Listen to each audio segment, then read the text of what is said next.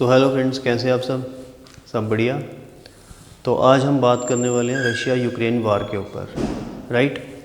तो basically Russia ने Ukraine के ऊपर अटैक क्यों किया है इसका हमें पता होना चाहिए, ठीक है।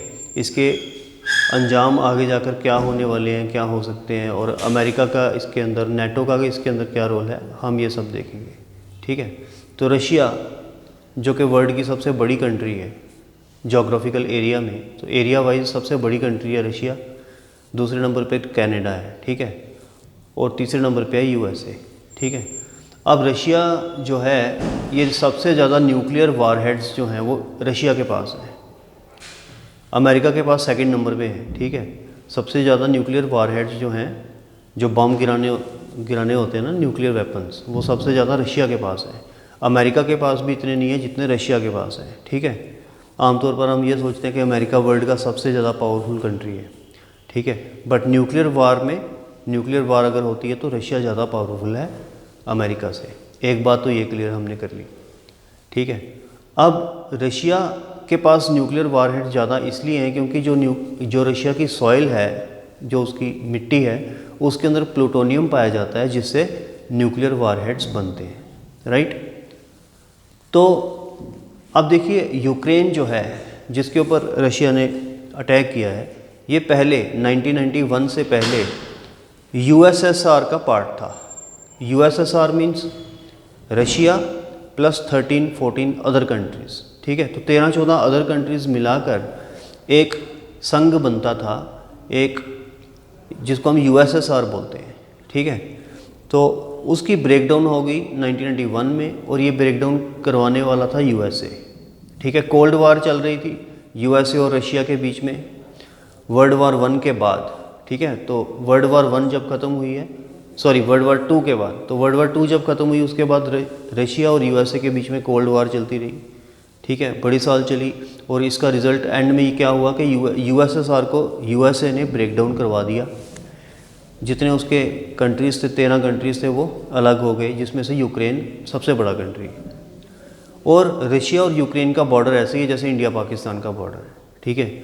अब बेसिकली प्रॉब्लम यहाँ से स्टार्ट हुई कि 2014 में ये जो प्रेसिडेंट आए थे ज़ेलेंस्की, ये नेटो के पास जाना चाहते थे, नेटो में शामिल होना चाहते थे। इनफैक्ट नेटो क्या है? North Atlantic Treaty Organization. तो नेटो बेसिकली 30 कंट्रीज़ का एक ग्रुप है जिसमें USA, UK, Germany, France, Canada, बहुत सारे और, ऑस्ट्रेलिया, बहुत सारे और कंट्रीज़ हैं, ठीक है। तो अगर इनमें से एक भी कंट्री के ऊपर कोई अटैक कर दे तो यूएसए ये मान लेता है कि ये अटैक उसके ऊपर है, ठीक है। तो फिर ये सारे 30 के 30 कंट्रीज़ मिलकर उसका जवाब देते हैं उस अटैक का, ठीक है। अब ये है नेटो, 30 कंट्रीज़ हैं इसके अंदर। अब यूएसए हमेशा से ये चाहता रहा है कि जितने भी ब्रेकडाउन कंट्रीज़ हुए थे ना यूएसएसआर से, 13 कंट्रीज़ मैंने बोले, उनको नेटो में शामिल कर ले। अब यूक्रेन सबसे बड़ा है उनमें से, जैसे मैंने आपको बताया, तो यूक्रेन को वो शामिल करना चाहता था। इधर से ज़ेलेंस्की जो प्रेसिडेंट है वो शामिल होना चाहता था नेटो में, और उधर से जो बिडेन जो हमारा अभी यूएसए का प्रेसिडेंट है वो उसको शामिल करना चाहता था, ठीक है। और अगर नेटो में यूक्रेन शामिल हो जाता तो उसका नतीजा ये होता कि रशिया के बॉर्डर पे नेटो आके बैठ जाता, रशिया के बॉर्डर पे, जो कि रशिया को मंजूर नहीं था। क्योंकि अगर रशिया के बॉर्डर के ऊपर नेटो यानी कि यूएसए बैठ गया तो रशिया ये बर्दाश्त नहीं कर सकता, ठीक है ना, क्योंकि फिर यूएसए रशिया के ऊपर पूरी नज़र रख सकता है, ठीक है ना। तो इस चीज़ को ना होने देने के लिए रशिया ने जो है वो यूक्रेन के ऊपर हमला किया, ठीक है। अभी आपने देखा कि रशिया ने अपनी एयरफोर्स यूज़ नहीं की, ठीक है, क्योंकि एयरफोर्स से बहुत ज़्यादा डिस्ट्रक्शन होती है। और वो क्यों यूज़ नहीं की, वो अभी डिबेट का इशू है, ठीक है, उसके ऊपर डिबेट चल रही है। वेस्टर्न कंट्रीज़, ईस्टर्न कंट्रीज सारे यही अभी विचार कर रहे हैं कि एयरफोर्स का यूज़ क्यों नहीं किया। टैंक्स का यूज़ किया, मिसाइल्स का यूज़ किया, एयरफोर्स का यूज़ नहीं किया। शायद ये भी रीज़न हो सकता है कि अगर वो करता रशिया अटैक तो बहुत सारे जो रशिया के जो वार प्लेन्स थे वो हिट होते एयर डिफेंस से यूक्रेन की, ठीक है। आपको पता है कि यूक्रेन की एयर डिफेंस को कौन मदद कर रहा है? यूएसए और ब्रिटेन, ठीक है। तो वो हिट होते और गिरते, तो वो रशिया के लिए एक प्रेस्टीज इशू था कि रशिया के जो विमान हैं जो वो गिर रहे हैं नीचे, ठीक है। तो ये रशिया को मंजूर नहीं था, इसलिए उसने अपनी में भी एयरफोर्स यूज़ नहीं की। तो कुल मिला के हम ये कहना चाहते हैं छोटी सी इस वीडियो में कि बेसिकली रशिया ने यूक्रेन के ऊपर अटैक किया। अब देखिए इसके रेमिफिकेशंस, आपको पता है जब भी कहीं पे वार होती है उसके पूरे वर्ल्ड में रेमिफिकेशंस होते हैं, उसके रिज़ल्ट पूरे वर्ल्ड में देखने को मिलते हैं। अब इंडिया की इकॉनमी में भी इसको बहुत गहरा धक्का लगने वाला है आने वाले सालों में, क्योंकि रिपल इफेक्ट होता है ये, ठीक है ना। डिमांड एंड सप्लाई कहीं ना कहीं ख़राब होती है। जैसे ऑयल की कीमत जो है वो पूरे वर्ल्ड में अब बढ़ गई है, तो जब उससे इंडिया में भी बढ़ेगी, जब इंडिया में बढ़ेगी तो जो सामान इधर उधर ट्रक्स लेके जाते हैं, रेलवे ट्रेन लेके जाती है गुड्स ट्रेन, तो वो भी अपना दाम बढ़ा देंगे, ठीक है। जब वो दाम बढ़ाएंगे तो बाकी चीज़ों का दाम भी बढ़ जाएगा जो मार्केट में है, तो इसका रिपल इफेक्ट होता है, ठीक है।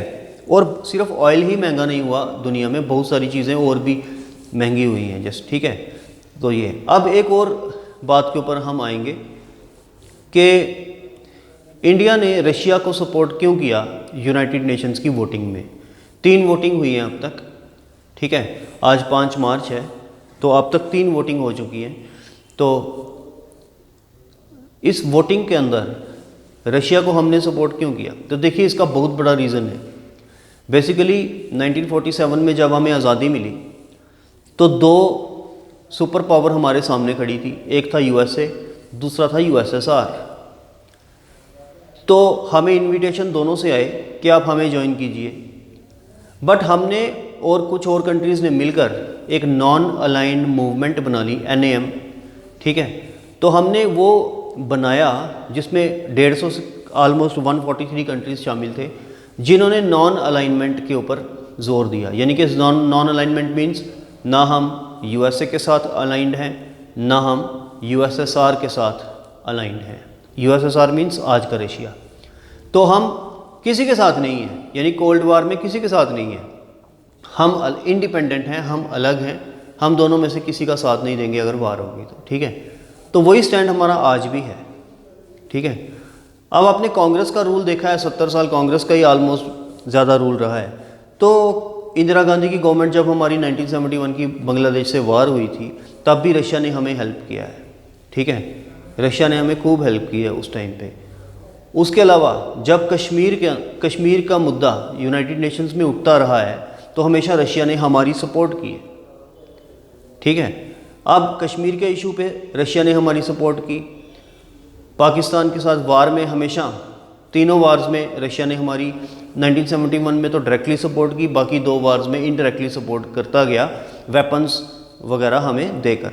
हमारा जितना भी वेपनरी है, आर्म्स एंड एम्यूनिशन है, 99% हम रशिया से ही मंगवाते रहे हैं आज तक। अब हमने फ्रांस से और यूएसए से मंगवाना स्टार्ट किया है रिसेंटली 1 और 2 डिकेड्स में, बट बाय एंड लार्ज 1990 तक हम टोटली डिपेंडेंट रशिया के ऊपर ही रहे, ठीक है। और आने वाले टाइम पर भी रशिया के ऊपर ही हम ज़्यादा डिपेंड रहना चाहते हैं, क्योंकि रशिया हमारे लिए रिलायबल है। एक तो जोग्राफिकली हमारे पास भी है और रिलायबल ज़्यादा है एज़ कम्पेयर टू यूएसए, क्योंकि यूएसए की अगर हम हिस्ट्री देखें तो वो इतना रिलायबल नहीं रहा है अपने पार्टनर कंट्रीज़ के साथ, एक्सेप्ट नेटो। जब नेटो की बात आती है तो वो बहुत स्ट्रॉन्ग एक संधि है, तो जिसमें अमेरिका को हेल्प करनी पड़ती है। अदरवाइज़ वो अपने जैसे पाकिस्तान जो था वो नॉन अलाइन मूवमेंट में शामिल नहीं था, वो अमेरिका का एलाई था। तो पाकिस्तान की मदद तीनों वार्स में अमेरिका ने नहीं की, हालांकि वो करना चाहता था बट एंड में पीछे हो जाता था, ठीक है। तो आप इसी एग्जांपल से देख सकते हैं। बाकी उसके अलावा साउथ कोरिया की मदद भी नहीं की अमेरिका ने कभी, ठीक है। साउथ कोरिया भी हमेशा ये कंप्लेन करता रहा है कि अमेरिका इतना रिलायबल पार्टनर नहीं है, ठीक है। इसलिए आज की डेट में जो हमारे फॉरेन पॉलिसी है, जो डिप्लोमेट्स हैं, ठीक है, उन्होंने यही सोचा कि it is better to abstain from voting in the United Nations, ठीक है, when Russia and Ukraine are at war. तो हमने यूक्रेन का साथ नहीं दिया, हमने रशिया का साथ दिया। हमने रशिया के ऊपर वोट नहीं की, बट हमने एब्सटेन किया वोट करने से उस रेजोल्यूशन के ऊपर। रेजोल्यूशन क्या था?